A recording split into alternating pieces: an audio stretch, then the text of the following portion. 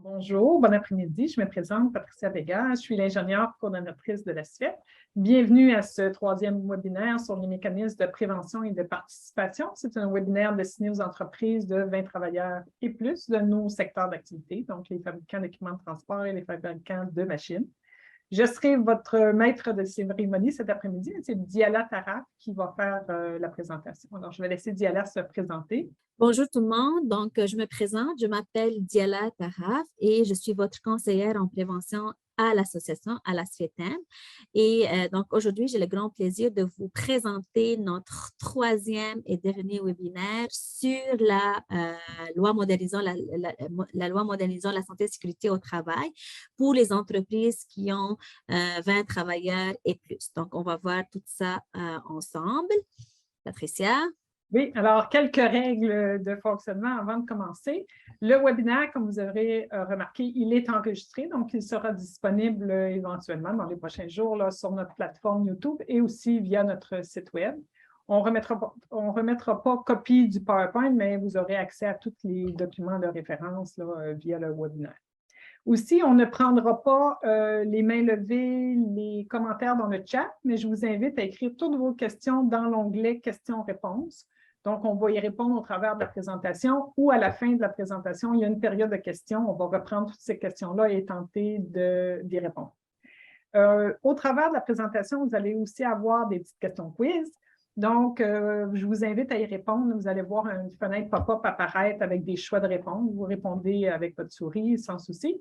On vous présente les réponses et tout ça. Puis après ça, si la fenêtre ne se ferme pas d'elle-même, vous avez seulement à cliquer sur le petit coin en haut et la fenêtre va se fermer. Donc, sans plus tarder, je pense que ça fait le tour. Je vais vous présenter quand même la SFET parce que je pense qu'il y a des entreprises hors secteur. Donc, la SFET, c'est une association sectorielle paritaire à but non lucratif. On représente tous les fabricants de transport et tous les fabricants de machines du Québec. Et on est fondé, géré par la loi sur la santé et sécurité qui permet à des associations patronales et syndicales de même secteur d'activité de se regrouper et de faire une association sectorielle. On donne des services de formation, information, recherche, documentation, conseil, assistance technique. Donc, il y en a plusieurs d'entre vous qui connaissez les conseillers qui vont en établissement ou nos experts là, qui répondent à des questions plus pointues. Alors, on est là pour vous. On vous en reparlera à la fin de la présentation, de voir quel genre de service on peut vous donner. Sans plus tarder, je vais laisser la parole à Diala et moi, je vous retrouve à la fin pour la période de questions. Merci, Patricia. Bon, donc le contenu de ce webinaire aujourd'hui, je vais vous présenter c'est quoi le programme de prévention, donc c'est quoi l'objectif de ce programme de prévention, le rôle et les fonctions du comité santé-sécurité et le rôle et les fonctions du représentant santé-sécurité au travail. Donc, ça va être vraiment nos trois volets qu'on va parler durant ce webinaire-là. Je répète encore une fois, donc l'objectif de ce webinaire, c'est de vous informer sur les changements qui ont été apportés au volet prévention, mais vraiment juste le volet prévention, par la loi qui modernisant le régime de la santé et sécurité au travail. Et ce webinaire-là s'adresse surtout et seulement pour les entreprises qui ont 20 travailleurs et plus. Et vous allez voir pourquoi, puisque les entreprises qui ont moins que 20 employés, ça sera d'autres mécanismes de prévention et de participation qu'on va voir tantôt ensemble. Juste pour vous dire encore, c'est que les mécanismes de prévention, quand je parle de mécanismes de prévention, donc on a vu les trois contenus, quand je parle de mécanismes de prévention, donc je parle du programme de prévention. Et quand on dit ou quand on parle des mécanismes de participation, donc on parle sur le comité santé-sécurité et le représentant en santé et sécurité au travail. On commence par un quiz. Donc là, vous allez répondre à cette question-là. Et la question, c'est ce qu'on demande. Vrai ou faux? Tous les employés doivent être comptés dans le calcul du nombre de travailleurs d'une entreprise. Est-ce que c'est vrai ou c'est faux? Donc, comment je puisse calculer le nombre de travailleurs? Et là, je partage les résultats. Donc, c'est ce que je vois, c'est vrai. Donc, la réponse est plus vrai que faux. Donc là, on va voir la réponse et je vais vous donner que non, ce n'est pas tous les employés qui doivent être comptés dans le nombre de travailleurs d'une entreprise. Comment je calcule le nombre de travailleurs? Donc, comme je dis, là, ce webinaire-là, c'est pour les entreprises qui ont plus que 20 employés. Donc là, je vais savoir, est-ce que moi, comme entreprise, je compte plus que 20 employés ou moins? Et comment je vais calculer le nombre de travailleurs? Tous les travailleurs qui sont inclus sont les travailleurs qui sont à temps plein, à temps partiel, les employés occasionnels, les employés d'agence, les employés qui sont assignés temporairement à l'établissement, les employés qui travaillent sur les routes, comme par exemple les vendeurs, et tous les étudiants et stagiaires dans votre établissement. Donc, tous ces employés-là doivent être inclus dans le calcul de votre nombre de travailleurs. Par contre, il faut exclure les superviseurs, les contremaîtres, les gestionnaires et les directeurs ou autres représentants de l'employeur. Donc, c'est plutôt les employés qui ont un poste de cadre ou de gestion. Donc là, on doit l'exclure dans le calcul du nombre de travailleurs. Parfait. Et n'oubliez pas une chose très importante, qu'on fait le calcul sur une période au moins 21 jours consécutifs ou non par année. Et si vous voulez avoir plus de détails, donc vous pouvez y aller sur le site de la CNSST et vous allez voir sur comment calculer le nombre de travailleurs. Une autre question. C'est quoi les mécanismes de prévention? Donc, quels sont les mécanismes de prévention et de participation à mettre en place pour les établissements qui ont 20 travailleurs et plus? Je l'ai déjà dit, j'espère qu'on va avoir les bonnes réponses. Donc, les réponses, je répète encore, pour les entreprises qui ont 20 travailleurs et plus, les mécanismes de prévention, c'est de mettre en place le programme de prévention. OK, c'est celle-là. Et le mécanisme de participation, c'est le comité santé-sécurité et représentant santé-sécurité au travail. Faites très attention, avant avril 2022, on disait représentant en prévention. Donc là, ils ont changé le mot ou la nomination, si vous voulez, ou le titre de ce poste-là. Maintenant, c'est représentant en santé et sécurité au travail et non représentant en prévention. Puisque maintenant, tantôt, en fait, dans les réponses, on avait représentant en prévention et il y a quelqu'un parmi vous qui a déjà répondu pour représentant en prévention, mais non, c'est un représentant en santé et sécurité au travail. Par contre, pour les moins que 20 travailleurs, c'est le plan d'action à mettre en place et un agent de liaison en santé et sécurité au travail. Donc, pour vous, c'est ça que je dois avoir. Et c'est ça ce qu'on va voir plus en détail. Pour les entreprises qui font partie du groupe 2, donc le groupe 2, c'est qui? C'est toutes les entreprises qui fabriquent les équipements de transport, comme Bell, hélicoptères, bombardiers, paratenduthnies, etc.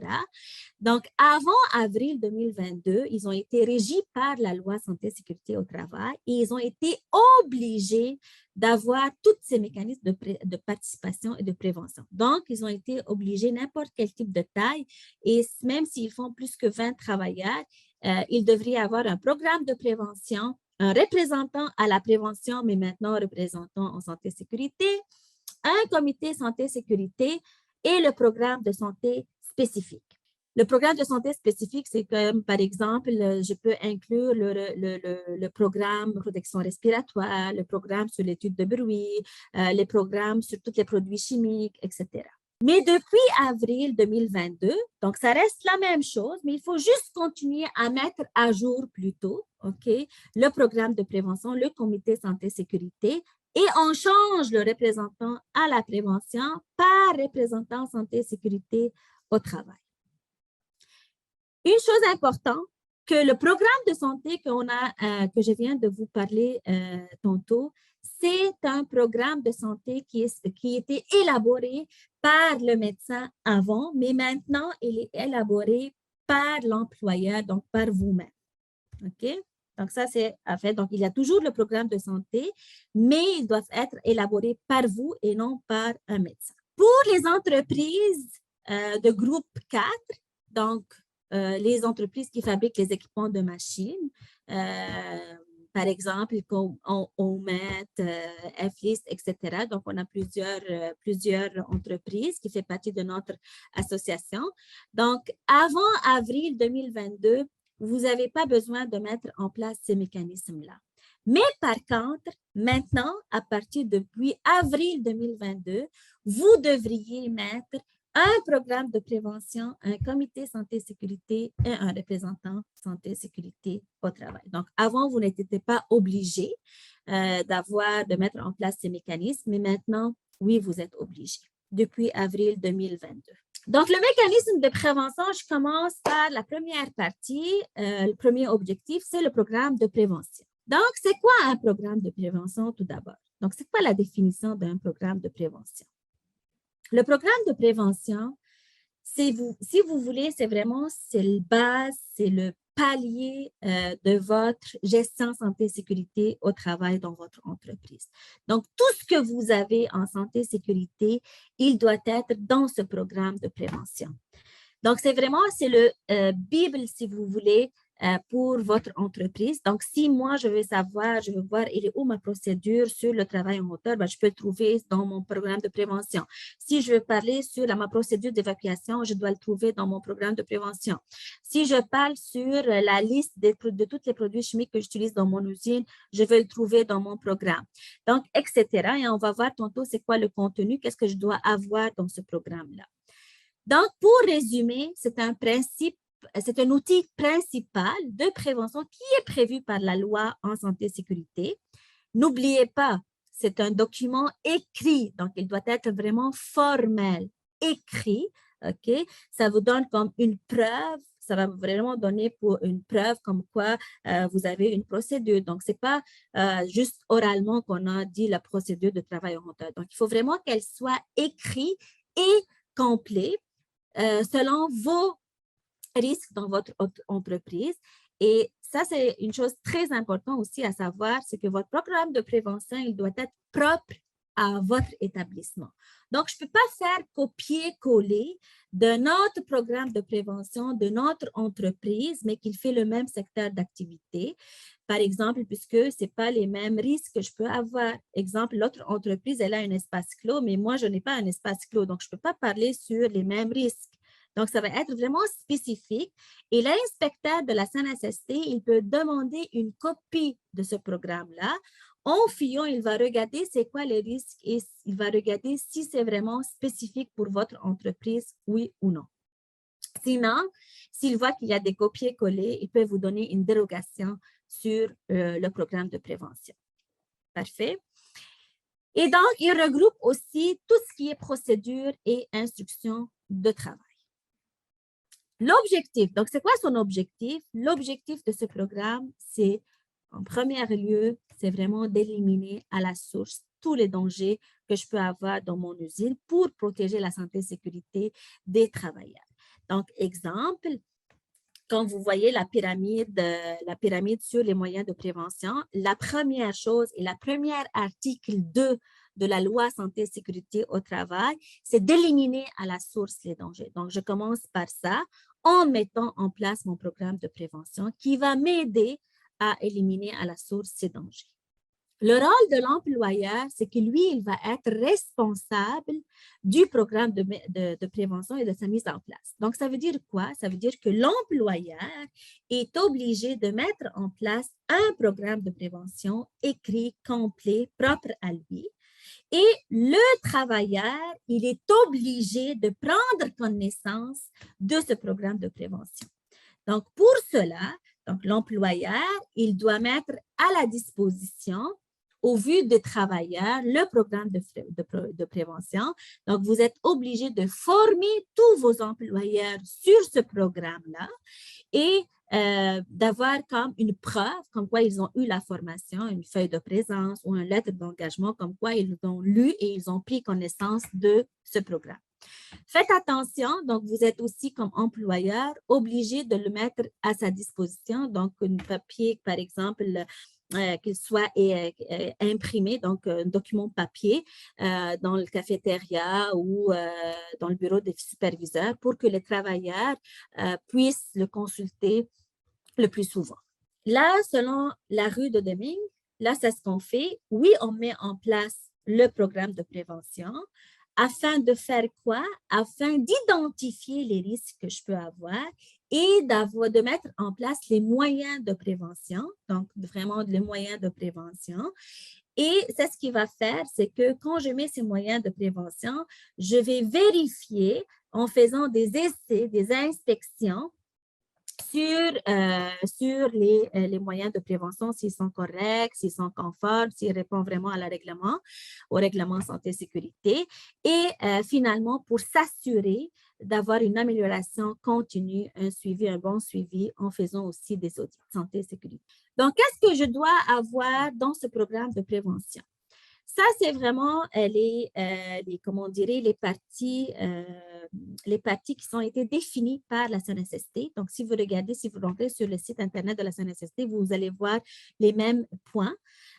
Donc, c'est identifier les risques, les moyens de prévention et comment le contrôler, les mesures et priorités d'action que je dois prendre en place, mesures de surveillance et d'entretien.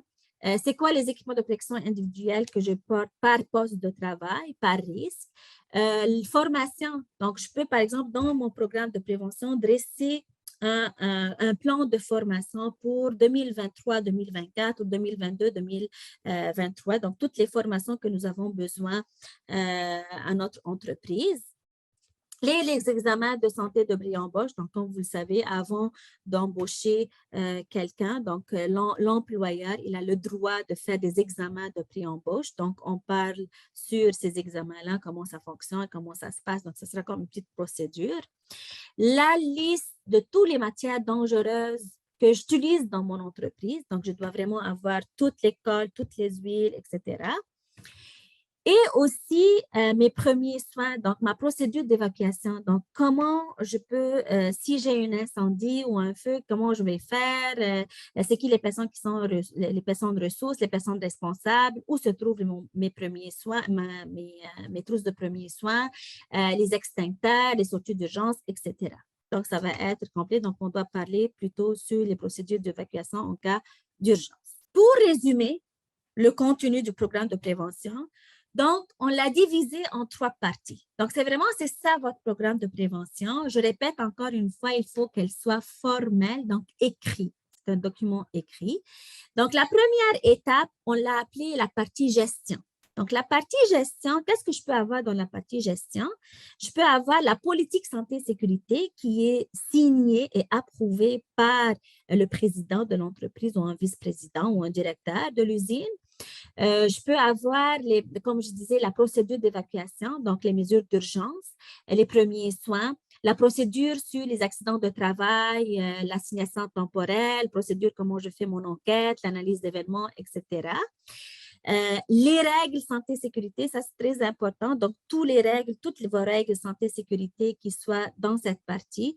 Et comme ça, si vos règles santé-sécurité sont vraiment bien définies et qu'un employé, il a comme contourné ces règles-là, ça sera une négligence volontaire de sa part. Donc, selon l'article 49 de la loi santé-sécurité au travail, l'employé n'a pas pris toutes les mesures nécessaires pour protéger sa santé et sa sécurité. La deuxième étape, ou la deuxième partie plutôt, donc on parle sur l'identification des risques. Donc, qu'est-ce que j'ai comme risque dans mon usine?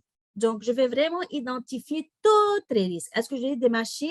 Parfait. Donc, ça veut dire j'ai de la sécurité de machine, je dois parler sur la sécurité de machine, comme je dois parler sur le cadenassage. Est-ce que j'ai des risques électriques? Oui, donc je dois parler sur les risques électriques. Est-ce que j'ai des produits chimiques? Oui, donc je dois parler plutôt sur le SIMDUT. Est-ce que j'ai des risques de chute, de hauteur et de plein pied? Donc, au sol? Oui. Donc, je parle sur le travail en hauteur. Est-ce que je fais la soudure? Donc, je dois avoir un permis à chaud. Donc, je parle plutôt sur le travail à chaud. Donc, c'est pour ça, en fait, on doit identifier tous ces risques, mais à côté, je dois avoir les moyens de prévention. Donc, pour chaque risque que je l'ai identifié, à côté, il y a les moyens de prévention. Je donne un exemple. J'ai quand même, on parle de travail en hauteur. Ben, j'ai eu beaucoup de personnes dernièrement qui ont fait des chutes sur une échelle, OK, ou dans un escabeau ou dans une échelle. Donc là, pourquoi?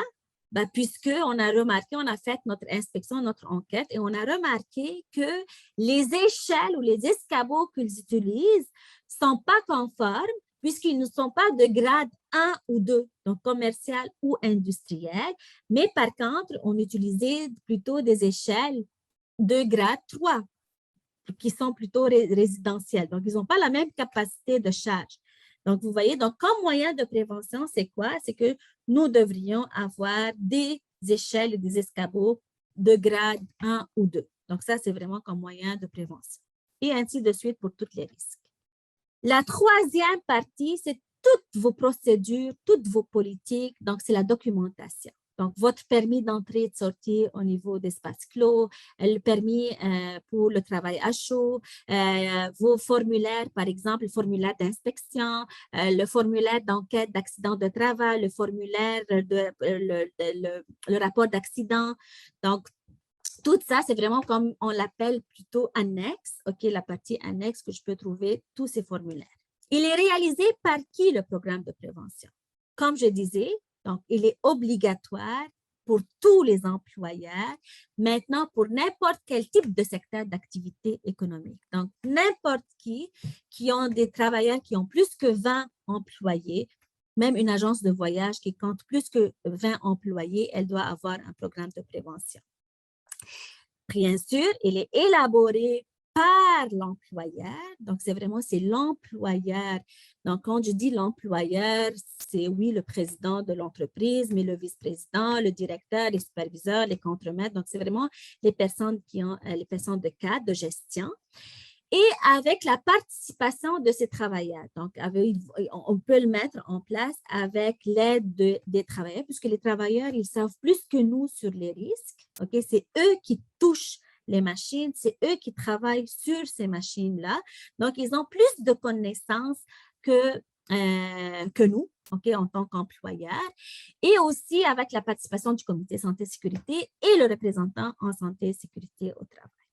Encore une fois, il faut qu'elle soit propre à chaque établissement. S'il vous plaît, c'est très important. Ce n'est pas de copier-coller des autres programmes de prévention ou de la mutuelle de prévention. C'est vraiment propre à chaque établissement. Bon, question. À quelle fréquence, à votre avis, le programme de prévention doit-il être transmis au comité santé et sécurité au travail? Donc là, je parle au comité. Ma question, c'est comme transmis au comité santé et sécurité et non à la CNSST. Donc, c'est vraiment au comité santé et sécurité.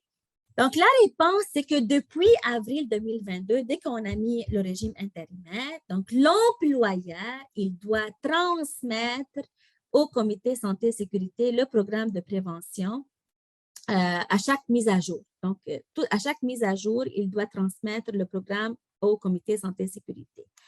Par contre, à tous les 3 ans, l'employeur, il doit transmettre les priorités d'action, l'état d'avancement des mesures et le suivi à la CNSST. Et aussi, c'est que la CNSST, un inspecteur de la CNSST, il peut vous demander ou plutôt ordonner un employeur de lui transmettre le programme de prévention complet et il peut vous donner ou proposer des modifications ou vous obliger de faire des modifications. OK? Donc, ça, c'est à tous les 3 ans sur vos états d'avancement, sur les mesures, sur le suivi. Mais n'oubliez pas, toujours dans votre tête, oui, un inspecteur de la CNSST, il peut vous demander de lui donner le programme de prévention complet. Par contre, avant avril 2022, pour le groupe 2, l'employeur, donc le groupe 2, c'est la fabrication des machines, de transport. L'employeur, il doit transmettre dans l'année suivante la date de début et sa mise à jour annuelle à l'association accréditée, mais aussi à l'association sectorielle, la CNSST, au comité santé et sécurité, aux représentants, à la prévention et aux médecins responsables. Donc, ça, c'était avant avril 2022. Maintenant, c'est seulement à la CNSST et au comité santé et sécurité. C'est quoi la durée du programme de prévention? Oui, là, on dit à tous les 3 ans, on va juste aviser la CNSST sur nos avancements, sur le suivi, etc. pour le programme, mais ça ne veut pas dire que la durée est vraiment 3 ans. La durée du programme de prévention, c'est vraiment un outil vivant, okay, qui va évaluer selon nos activités. Je donne un exemple. Vous venez d'acheter une nouvelle machine, okay, donc qui est la presse. Par exemple, une presse mécanique. Ben, avant, je n'avais pas de presse mécanique. Donc, cette machine-là, je dois lui faire une fiche de cadenassage. Donc, je dois identifier les risques sur cette machine et je dois mettre en place les moyens de prévention. Donc, je dois rajouter ces informations-là sur le programme de prévention. Un autre exemple, je viens d'avoir un espace clos puisque je viens d'acheter vraiment un four ou une fournaise dans mon entreprise.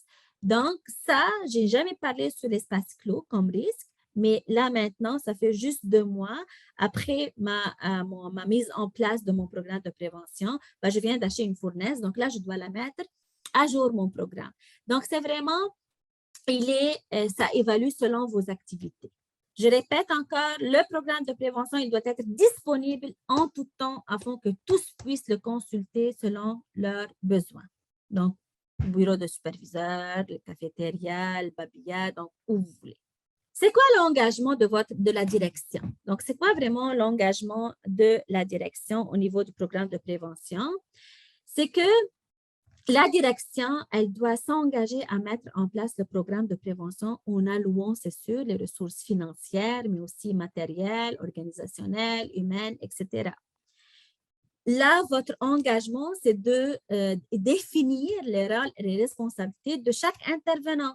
Donc, la direction, c'est quoi la responsabilité de la direction, du comité santé-sécurité, du représentant santé-sécurité, les employés, les superviseurs. Mais aussi de mettre en place la politique santé-sécurité. Et c'est quoi mon objectif santé-sécurité? C'est quoi vos objectifs santé-sécurité en tant que direction? Donc, en tant qu'employeur, la direction de l'employeur.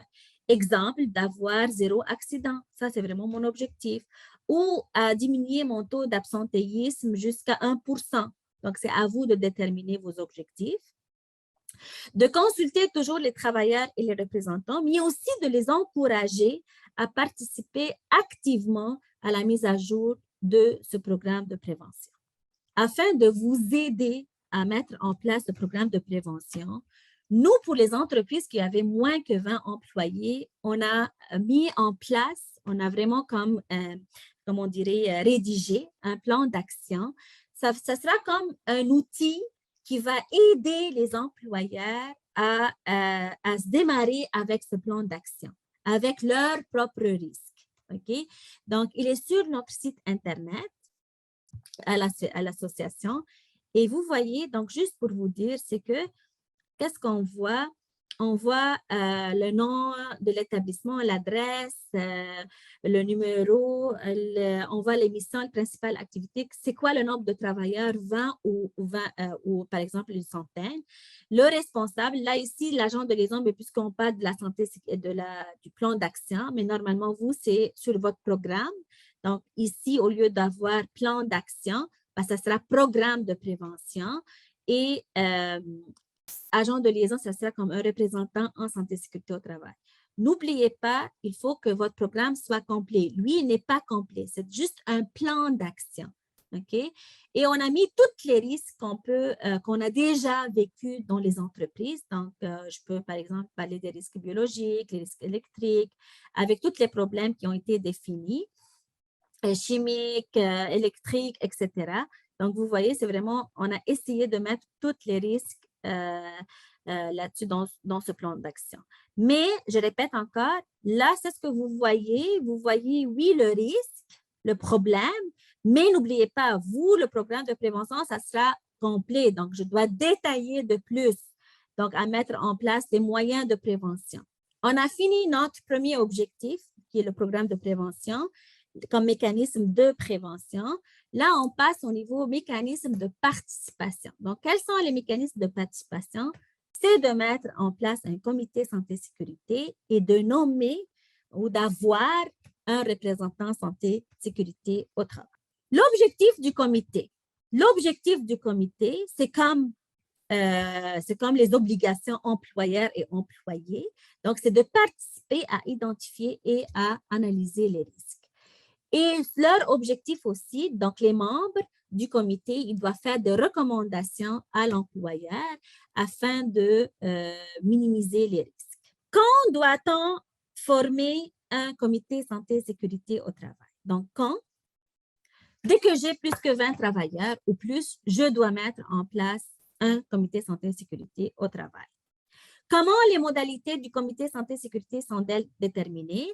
Par entente entre l'employeur et les travailleurs et les membres du comité. Donc, c'est vraiment par entente entre l'employeur, travailleur et les membres du comité.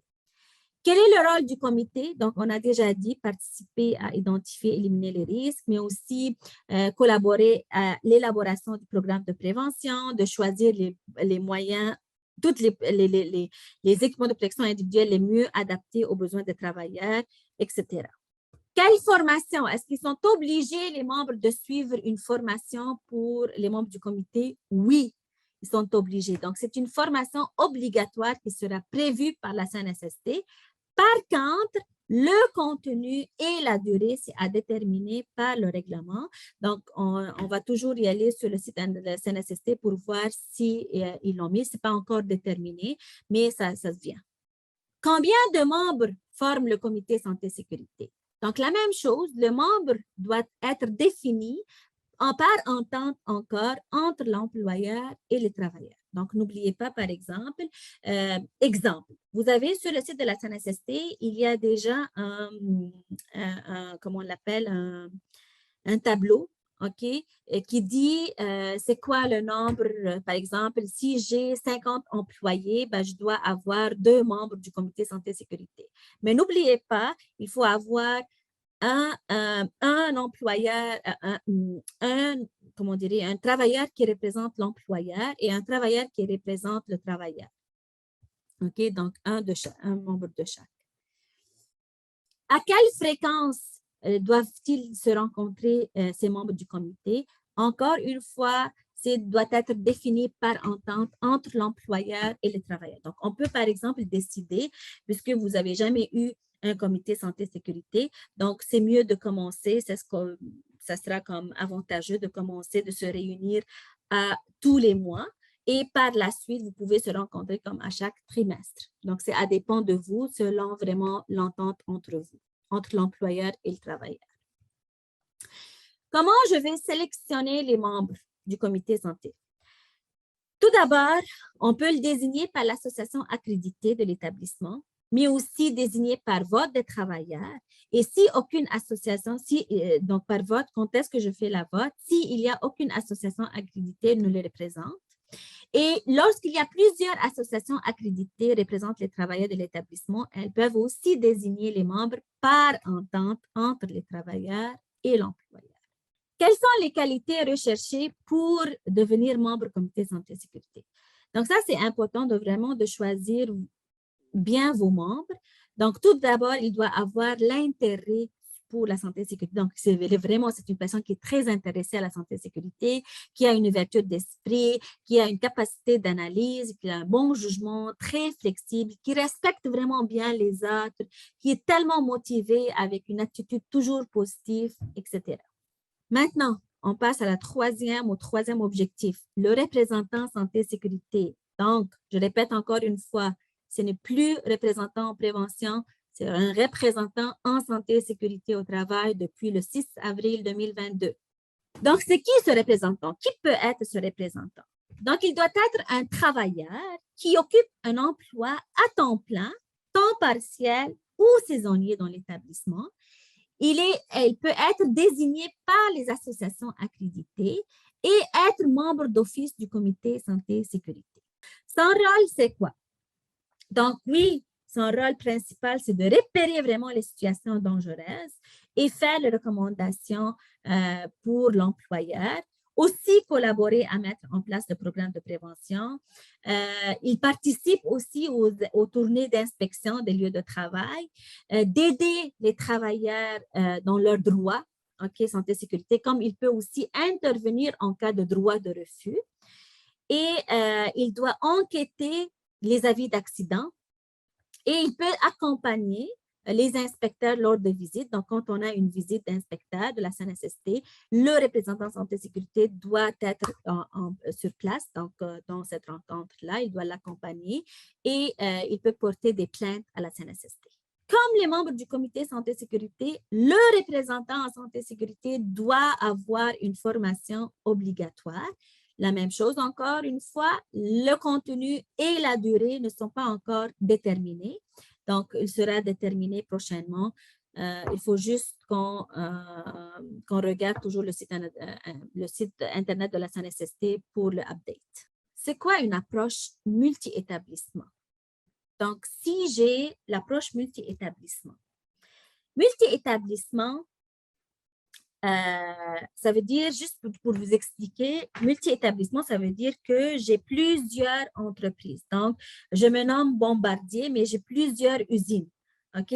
Ou Airbus, mais j'ai plusieurs usines. Donc, j'ai à Mirabel, à Laval, à Granby, etc. La question est le suivant. À votre avis, vrai ou faux, plusieurs comités doivent être mis en place si vous possédez plusieurs établissements avec des activités de même nature. Donc, si vous faites les mêmes activités, est-ce que je suis obligée d'avoir plusieurs comités? Donc, tout d'abord, l'approche multi-établissement, il est soumis au régime intérimaire. Donc, il est vraiment soumis pour tout le monde. OK? Donc, il est soumis au régime intérimaire pour les 20 travailleurs et plus par établissement. Et ce sont des activités de même nature. Donc, j'explique.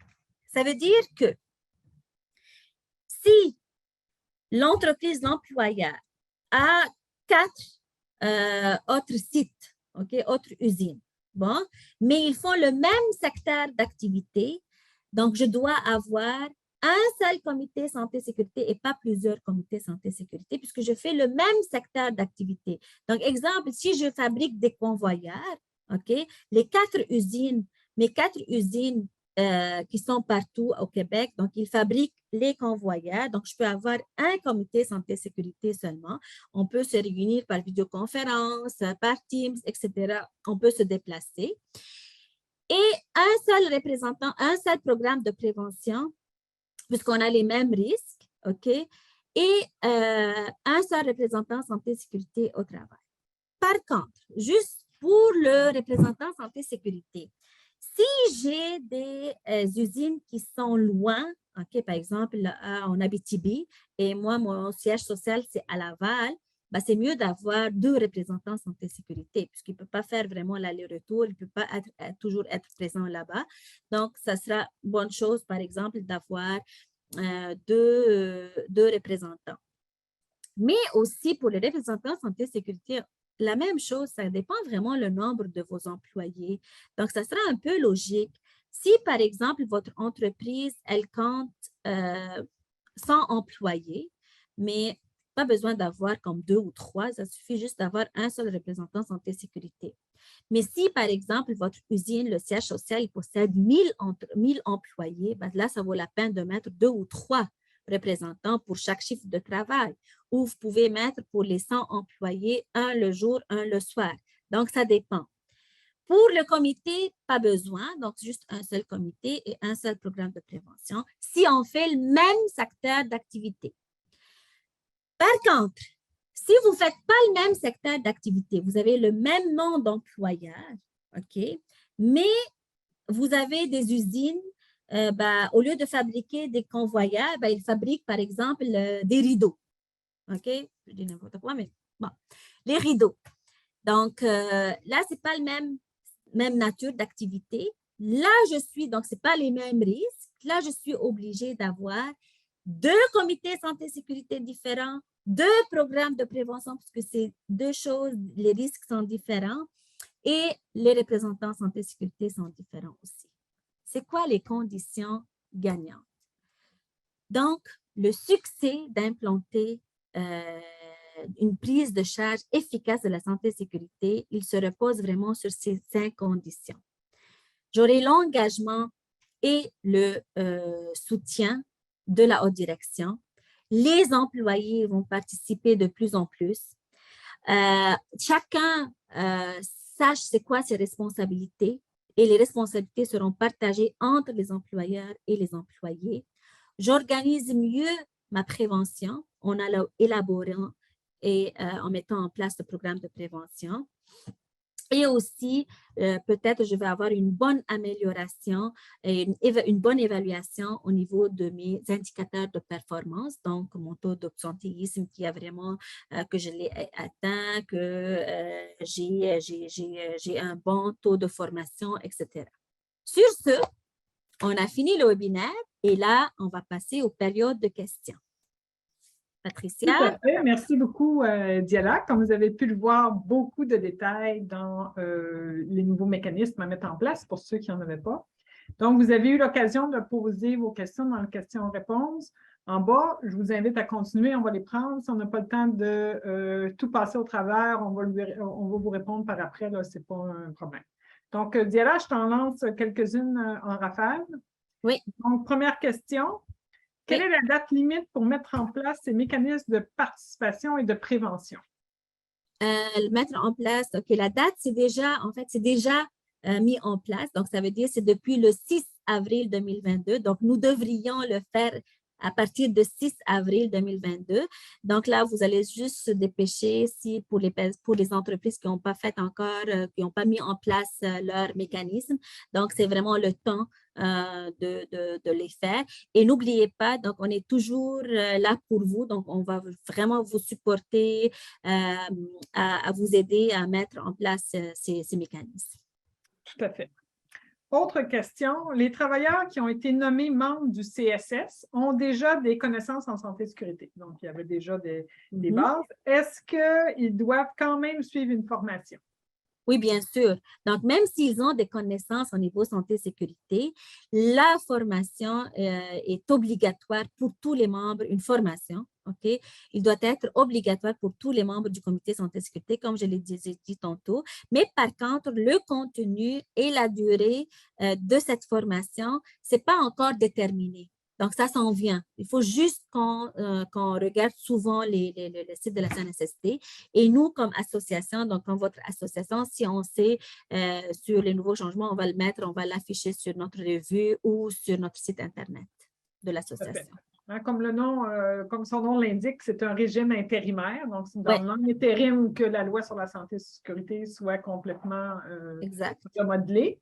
Mais il y a déjà des formations, comme on peut penser à l'identification des risques qui seraient pertinentes là, pour le représentant de la CSS parce que tout commence par là, finalement. Oui, tout à fait.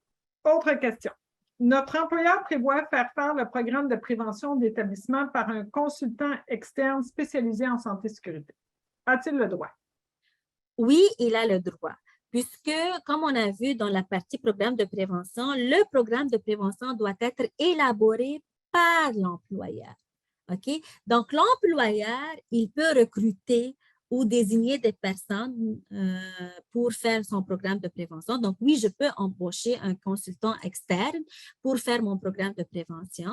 Mais par contre, cette consultant ou ce consultant doit participer et de se collaborer avec les travailleurs, le comité santé-sécurité et le représentant santé-sécurité. Donc, puisqu'ils savent plus sur les risques qu'ils ont dans l'usine que le consultant.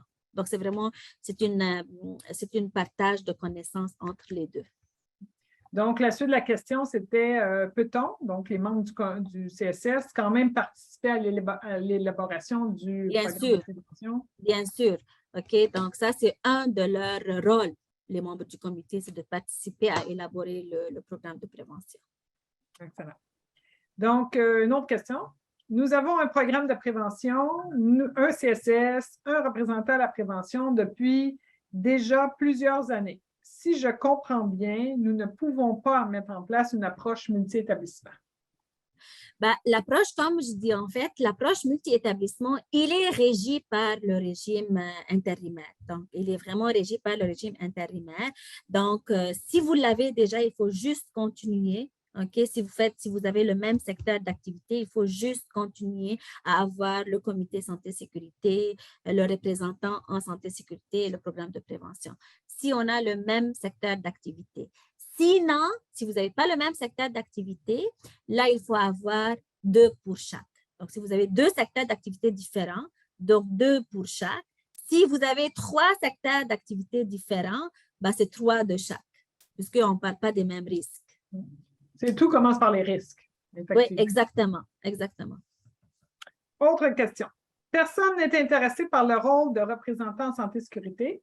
Puis-je confier le rôle à quelqu'un qui n'est pas à l'emploi de l'entreprise? Par exemple, embaucher un consultant, une ressource externe pour jouer le rôle de représentant en santé-sécurité. Ça, c'est non. OK? On a déjà dit que le représentant santé-sécurité, c'est un travailleur, OK, qui est à l'emploi. Donc, il faut vraiment qu'il travaille à temps plein ou à temps partiel ou saisonnier. Là, oui, je veux le nommer comme représentant santé-sécurité ou on peut désigner comme un représentant santé-sécurité, mais jamais de l'extérieur, donc de l'externe. Donc, c'est vraiment, il faut qu'elle soit un employé de l'entreprise. Excellent. Autre question dans la même lancée, est-ce qu'un superviseur syndiqué pourrait être le représentant santé-sécurité? Un superviseur syndiqué. Ben. Oui. Donc, le superviseur syndiqué, oui, pourquoi pas? Ben, si, par exemple, il est désigné par on a déjà vu par les organisations, puisque c'est déjà syndiqué, donc par les organisations qui sont accréditées, et par entente, ils ont dit, ben, nous, on va vraiment que ce superviseur, on doit le nommer ou on doit le désigner comme représentant, pourquoi pas? Effectivement. Hein? Okay. Ça ne change rien, c'est comme... Ça n'empêche pas. Pourquoi faire simple? C'est-à-dire que quand vous comptez votre nombre de travailleurs, tous les superviseurs, directeurs, etc., ne comptent pas dans le calcul. Par contre, quand vient le temps de désigner le représentant, c'est l'association accréditée qui le désigne. Donc, si l'association désigne le superviseur, il peut tout à fait jouer le rôle du représentant en santé-sécurité. Exact. Excellent. Le programme de prévention, on en a parlé un petit peu. Est-ce qu'il pourrait être sous format électronique seulement? Oui, vous pouvez le mettre électroniquement, mais n'oubliez pas, c'est préférable aussi d'avoir un copie papier puisque nous sommes obligés, vous êtes obligés de les obliger. C'est que comme la CNSST, elle peut demander d'avoir une copie écrite, OK, et imprimée de votre programme. Donc là, vous êtes obligé d'avoir vraiment comme en copie. En papier. Mais oui, je peux aussi l'avoir en ligne, mais à condition que les employés doivent avoir, accès au programme. Donc, s'ils ont un système intranet, par exemple, pour le programme qu'ils peuvent le consulter, oui. Mais sinon, c'est toujours d'avoir un papier, en papier. Ne serait-ce que de l'afficher sur le babillard des employés pour que tout le monde ou dans le cafétéria. Exact. Mais ça n'empêche pas en ligne, mais il faut vraiment que je vois qu'est-ce que je peux avoir comme côté. Donc, est-ce que c'est vraiment, ils peuvent être toujours pensés, est-ce que l'employé peut avoir accès à ce programme de prévention? Excellent. C'est beau, là, je vois que le temps file. Est-ce que, une petite dernière peut-être pour le plaisir, est-ce que les membres du CSS seront formés par un organisme externe, par exemple une ASP, ou par une formation interne avec un contenu désigné par la CNSST? Oui, donc les 2 réponses, oui. Par exemple, nous, à la SFETEM, OK, déjà, on est votre association, on offre la formation Comité Santé-Sécurité gratuit. OK? Donc, notre formation qui est composée de 6 modules, mais oui, ça peut être fait par nous, par les associations, les ASP. À l'interne, ça, peut-être qu'on va voir, si vous respectez vraiment bien peut-être le contenu et la durée qui va être définie par le règlement, pourquoi pas? Effectivement, et ce n'est pas une question simple parce qu'encore là, on se promène dans 2 régimes. On a le régime, la loi sur la santé et sécurité, le règlement sur les comités, tout ça s'applique encore pour le groupe 2, donc les fabricants d'équipements de transport et de machines. Pour les machines, par contre, groupe 4, eux, c'est le régime intérimaire. Éventuellement, les 2 vont converger vers 2024-2025, ça sera tout le monde sous le même régime.